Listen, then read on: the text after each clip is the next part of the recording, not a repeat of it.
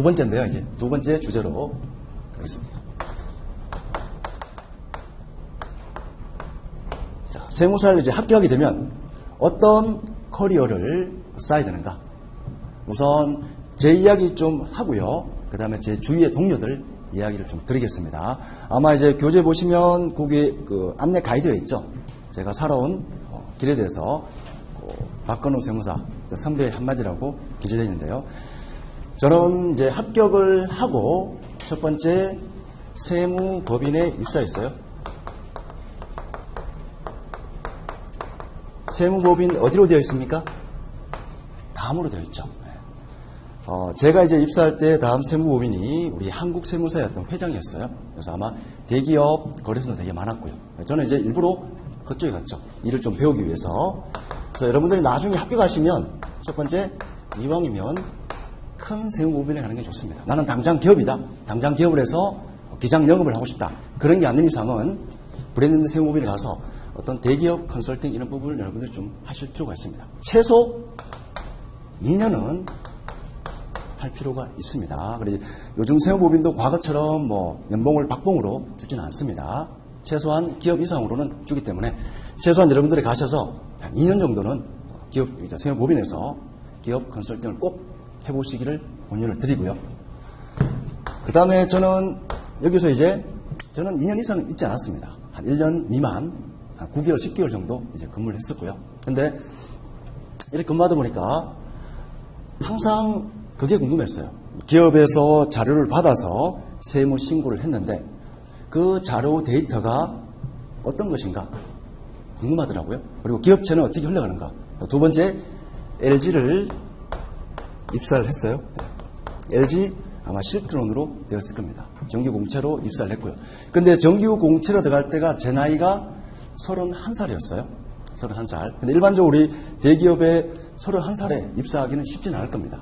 근데 왜 들어갔을까요?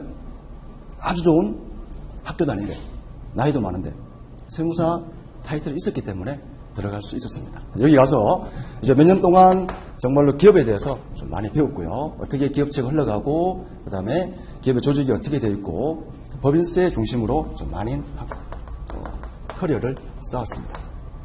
법인세 관련된 기업 세무 총괄 업무를 했고요.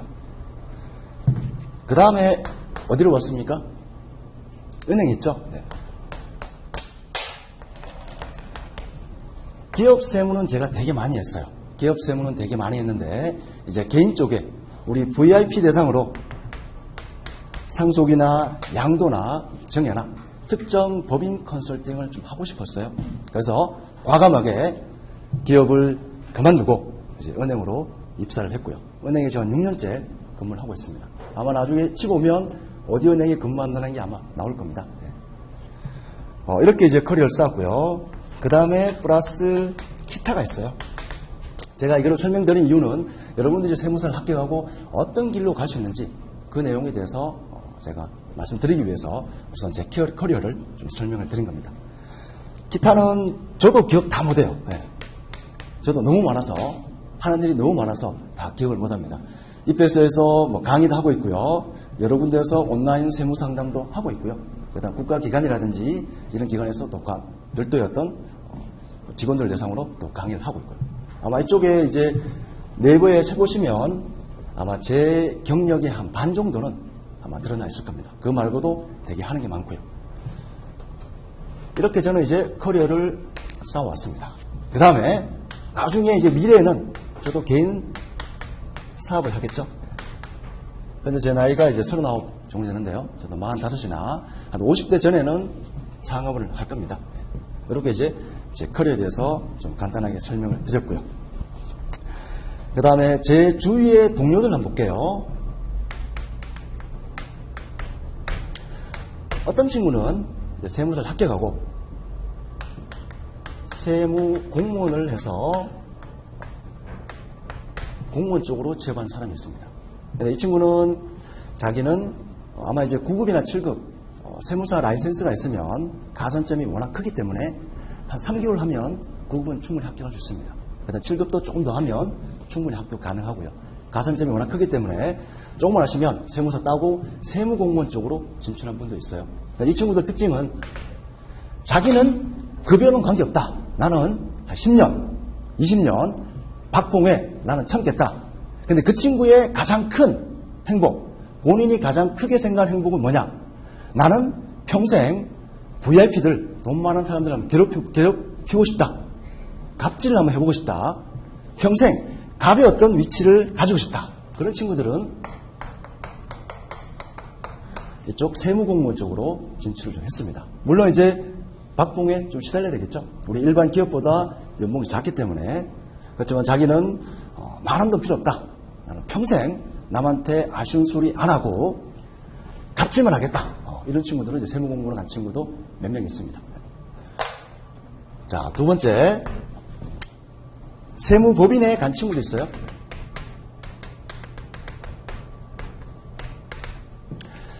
대부분 이제 세무법인 가겠죠. 근데 세무법인에 가서 좀 오래 있는 거예요. 한 4, 5년 정도. 이런 사람들은 세무법인 가서 오래 근무하는 것도 메리트가 있습니다. 자, 나는 영어를 잘한다. 영어에 대한 아주 강점이 있다. 자, 이런 분들은 우리 특수한 세무법인에 갈 수 있습니다. 회계법인도 물론 가능하고요. 외국계 전문 컨설팅을 하는 그런 어떤 세무법인 입사해서 일반 세무사들이 가지지 못하는 그런 커리어를, 여러분들만 커리어를 또 만들 수가 있습니다. 세 번째는 상업에서 CEO로 가는 친구도 있습니다. 이 친구들은 자기는 이런 고차원적인 어떤 세무 전략이라든지 이런 것보다 나는 많은 사람 알아서 영업에 자신 있고 빨리 많은 돈을 좀 벌고 싶다. 그런 친구들은 CEO로 이제 진출해서 그렇게 기업한 친구도 있습니다. 그 다음에 어떤 친구들은 세무법인 근무에 공기업이라든지 국가기관에 취업한 분들도 있습니다. 금융감독원이나 여러 가지 어떤 수자원공사나 전력공사나 이런 공사들 있죠. 그런 쪽에 취업하는 경우도 있습니다. 근데 우리 일반 공기업 가려면 무지 빡세죠. 엄청나게 타이트합니다. 공부도 많이 해야 되고요. 그렇지만 세무사가 있으면 이런 공기업 쪽에 좀 특채로 갈 수 있는 길도 많이 있습니다. 기획재정부도 특채로 많이 뽑고 있고요. 가끔가다 경찰 공무원도 뽑아요. 회계나 재무 쪽에 세무사 특채를 뽑습니다. 그 다음에 국가정보원도 마찬가지고요. 그런 특수기관에 취업하고 싶다. 그냥 준비하면 많이 힘들 겁니다. 워낙 스펙들이 뛰어난 친구도 많지만 근데 세무사가 있으면 이쪽 가기도 또 수월합니다. 그 다음 다섯 번째는 저처럼 금융기관에 들어올 수도 있어요. 제가 하는 일은 금융기관에서 우리 고액 VIP들을 상대를 합니다. 그 사람들의 상속세나 증여세나 기업을 하시는 분들은 그런 기업체에 대한 어떤 여러 가지 세금 문제. 그리고 이제 그런 걸 하다 보니까 항상 어떤 사람만 만나요? 얼굴에 막 찌들이는 사람 만납니까? 아니면 활짝 피고 성공한 사람들을 만납니까? 제가 만나는 사람들은 이 정도 다리가 있는 사람, 금융기관에 잔액이 이 정도 있는 사람 고객들을 만나요. 금액이 10억 단위입니다. 이런 사람들 만나니까 항상 이제 좋은 이야기를 많이 들어요. 좋은 이야기도 많이 듣고요. 그 사람들이 성공한 이야기도 많이 듣고 이런 이야기를 많이 들으니까 저도 여러 가지 커리어를 개발하고 앞으로 어떻게 살아야 되겠다. 그런 좋은 이야기를 또 많이 듣습니다. 물론 연봉도 일반 직장보다는 훨씬 더 많고요. 자, 그 다음에 어떤 친구들은 아까 설명드렸지만 이런 국가기관 등에 이렇게도 취업할 수가 있습니다. 그래서 여러분들은 나중에 이제 어디로 갈지는 나중에 세무사를 합격하고 본인의 어떤 성격이라든지 본인의 어떤 스타일 그쪽에 맞게 여러분들 가시면 되겠습니다. 길이 되게 많죠. 적습니까? 많습니까? 적어요? 많죠. 주위의 친구들 그래요. 요즘 세무사 많기 때문에 따도 소용없다. 절대 아닙니다. 따면 무조건 남는 장사예요. 왜 그렇죠? 비교해보면 이렇게 딱 나올 겁니다. 내가 70까지 일을 해야 되는데 세무사가 있으면 그때까지 가능하다는 겁니다. 정말 아무것도 안 하고 집에서 책 집필하고 온라인 상담하고 그렇게 편하게 해도 충분히 가능하다는 겁니다. 그리고 여성들은 이런 또 장점이 있어요. 여러분들 여성들 대기업이나 입사해서 중간에 육아 때문에 잠깐 휴직이 있다. 다시 복귀하기 쉽습니까? 거의 불가능합니다. 근데 이제 세무사가 있으면 특히 여성분들은 언제든지 복귀가 가능해요. 언제든지 복귀가 좀 쉬었다가 육아 때문에 좀 쉬었다가 가정일 좀 하다가 남편 뒷바라지 좀 하고 또 본인 일할 때 또 세무사 자격증을 해서 어디든지 취업이 가능합니다. 물론 이제 나이가 들면 일반 기업은 힘들겠지만 뭐 세무법이 있는데 충분히 입사 가능하죠. 네.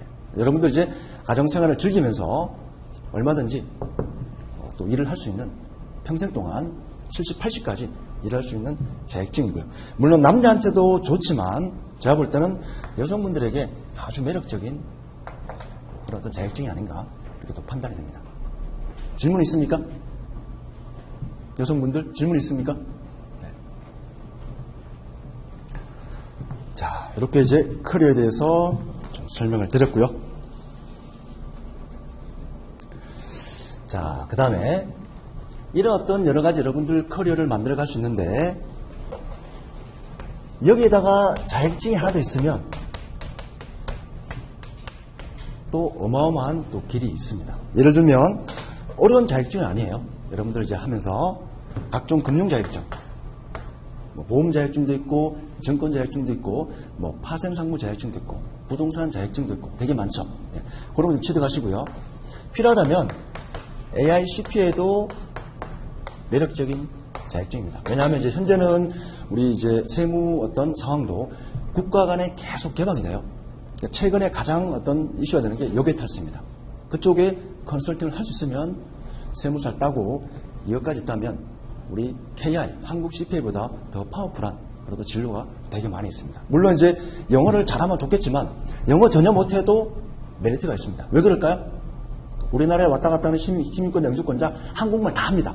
한국말 다 하기 때문에 굳이 영어 못해도 이런 자격증이 있으면 여러분들의 진로를 또 더 다양하게 또 갈 수 있는 길이 있습니다.